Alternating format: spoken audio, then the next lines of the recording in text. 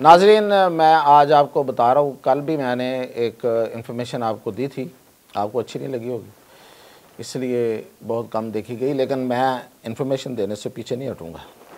तो आज मैं आपको बता रहा हूँ कि पीटीआई में मज़ीद क्या हो रहा है और जो अली अमीन गंडापुर है उस पर एक और इल्ज़ाम सामने आया है और वो बहुत बड़ा इल्ज़ाम है। तो सबसे पहले कि अली अमीन गंडापुर पे जो एक और इल्ज़ाम आया वो क्या है। इमरान खान ने उसी मुलाकात में, जो मैंने आपको उसकी ड्यूरेशन शायद नहीं बताई, आधा घंटा जारी रही, 15 से 20 मिनट इंतज़ार करवाया गया, उस प्रोसेस में गुजरा गया जो कि पहले नहीं होता था मुलाकात के लिए जेल के अंदर जाने में। 1 घंटा इमरान खान ने उसको इंतज़ार करवाया, उसके बाद कोई आधा घंटा 35 मिनट मुलाकात हुई और उसमें इमरान खान ने उसको जो सुनाई वो मैंने आपको कल सुना दी थी। अब जो नई बात आई है, जो पता चली है, वो ये थी कि इमरान खान ने कहा कि अली अमीन गंडापुर, तुमने यही सब कुछ नहीं किया, तुमने इत्मीनान को ठेस पहुंचाई है, तुमने मेरी प्राइवेसी पे हमला किया है। तो उसने कहा जी कि ये वो मौका था जहाँ पे वो बोला है, बहरहाल एक सवाल किया है, उसने कहा जी मैंने ऐसा क्या किया। उसने, इमरान खान ने कहा कि तुमने जहाँ पे बुशरा रह रही थी पेशावर में, एनेक्सी में, वहाँ कैमरे लगाए। तो उसने कहा जी वो कैमरे तो मैंने सिक्योरिटी पर्पज़ के लिए लगाए थे। तो उसने कहा कि अब बेडरूम में भी सिक्योरिटी हो रही थी। पता नहीं कितनी बात सच्ची है कितनी झूठी है, लेकिन अली अमीन गंडापुर से इसकी तवक्को की जा सकती है। अली अमीन गंडापुर ने जितना बड़ा नुकसान पीटीआई को पहुंचा दिया है शायद किसी की सोच होगी। मैं बहुत पहले से बता रहा हूं कि पेशावर से तो उसने अपने मुखालफिन का, यानी पॉलिटिकल मुखालफों का सफाया ही कर दिया था इस इलेक्शन में। इस इलेक्शन में टिकट्स देने में फिर इमरान खान साहब कहते होते हैं को पिछले इलेक्शन के टिकटों की भी बात करते थे कि हमसे टिकट ऐसे दिलवाए गए, ऐसे दिलवाए गए, आइंदा से मैं खुद करूंगा और मेरिट देखूंगा। इस बार भी यही हुआ कि इस बार जो जितने टिकट्स केपी में हैं दिलवाए हैं अली अमीन गंडापुर ने, किसी और ने नहीं उस पर इन्फ्लुएंस हुआ। तो उसने अपनी मर्जी के अपने लोग लाए और जो जेन्युइन लोग थे जिनका हक था उनको पीछे किया। तो ये तो सबसे बड़ी किसी पार्टी को नुकसान पहुंचाने का ये सबसे बड़ा इक़दाम होता है कि आप हकदारों को पीछे करें जब इलेक्शन की बारी आए और उन लोगों को सामने ले आएँ जो आपके अपने करीबी हो। तो वो बहुत बड़ा एक इनके अंदर, पार्टी के अंदर एक बहुत बड़ी एक रिजेंटमेंट रही है और वो मौजूद है। उस रिजेंटमेंट के एक तरफ और अपने लोगों को ला के तो उनके ज़रिए जो फिर इन्होंने उन लोगों को दबाया और जिस तरीके से और पूरा कब्ज़ा कर रखा है। तो इसलिए ये कहना कि अली अमीन गंडापुर को बदला जाएगा हो सकता है। मैंने तो कल आपको 2 पोटेंशियल कैंडिडेट भी बता दिए जो कि सबसे बेहतर कैंडिडेट हो सकते हैं दोनों तरफ, और मैंने ये बताया कि ये वो वाहद बात होगी जिसमें इमरान खान और एस्टेब्लिशमेंट एक पेज पे होंगे एक दूसरे को बताए बगैर। ठीक है, तो वो 2 कैंडिडेट अरशद अयूब और दूसरा मैंने मुश्ताक गनी बताया। लेकिन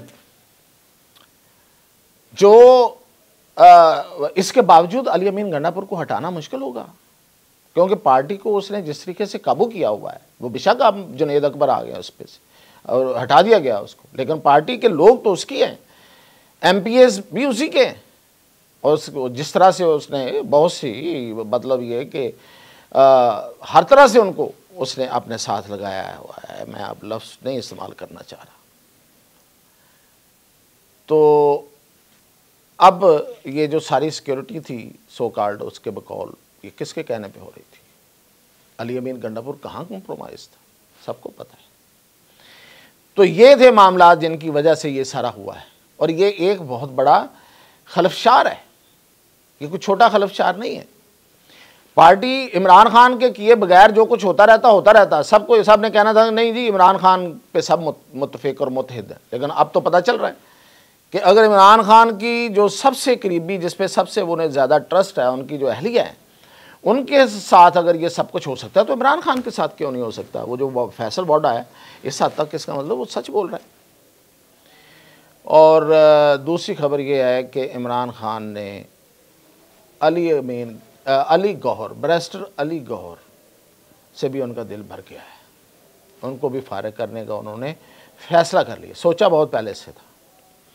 मैंने आपको पहले बताया कि उन्होंने एक दो दफ़ा कोशिश की, लेकिन उन्हें कोई मुनासिब आदमी नहीं मिला। उमर अयूब पे भी उन्हें गिला है, पता नहीं मुझे उन पर कोई उनसे शिकायत हैं या नहीं हैं, गिला ज़रूर है कि जी वो भी कुछ नहीं कर सका मेरी रहाई के लिए।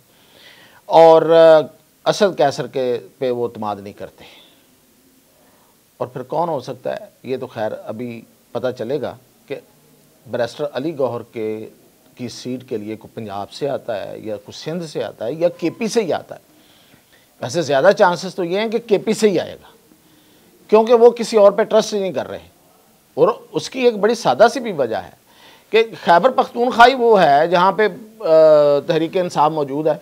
पंजाब में तो कोई निकलने को तैयार नहीं है, जो लीडरशिप है वो कहीं गायब है और कारकुन वैसे नहीं निकलता। तो वहाँ से कुछ लोग निकलते हैं जो निकलते हैं, तो वहाँ से ही वो लेंगे। लेकिन ये है कि वो कौन होता है इसका अभी जब पता चलेगा हम आपको बता देंगे। तो ये सूरत हाल है इस वक्त वहाँ पे पीटीआई के अंदर। और पीटीआई के अंदर की ये सूरत हाल जो है, ये किसी तरफ भी कोई बड़ा इक़दाम करने के लिए उनको सपोर्ट नहीं कर रही। ये जितने मर्ज़ी ये कॉल्स थे या वो जलसे या जुलूस करें, जब तक तंजीम मजबूत नहीं है तब तक कुछ नहीं हो सकता। और फिर आखिर पे मैं अब आपको बता रहा हूँ कि देखें, मैं कह नहीं रहा था कि गरनैल जो है वो नोटों पे चल रहा है, तो नोट ख़त्म हुए तो मूड ऑफ हो गया, मूड ही नहीं बन पा रहा उनका। मैंने उस दिन ट्विटर पे सवाल भी उठाया था, फिर उसके बाद ख़बर आ गई कि उसने इमरान खान, फ्री इमरान खान का ट्वीट किया और डिलीट कर दिया। ये बेसिकली उन्होंने कहा कि भाई किधर गए,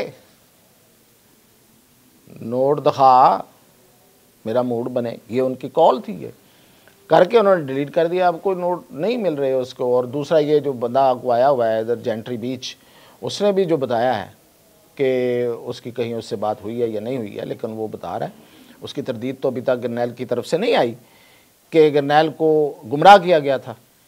तो वो जो भी किया गया था, गुमराह किया गया था, या वो मेरे वाली स्टोरी के पैसे दिए गए थे, जो भी इसमें होगा वो अब नहीं है, वो दोनों फैक्टर नहीं है। तो इसकी तस्दीक या तरदीद वही कर सकते हैं या नहीं करेंगे। तो बहरहाल फ़िलहाल खामोशी है। और हुसैन हक्कानी अपना एक ट्वीट बार बार रीट्वीट कर रहे हैं कि अमेरिका पे आप इल्ज़ाम लगाएं एक वक्त में और दूसरे वक्त में आप जाके उससे मदद मांगें तो वहाँ सबको याद रहता है। तो ये थी आखिरी बात, और इंशाल्लाह जो अपडेट होगा वो फिर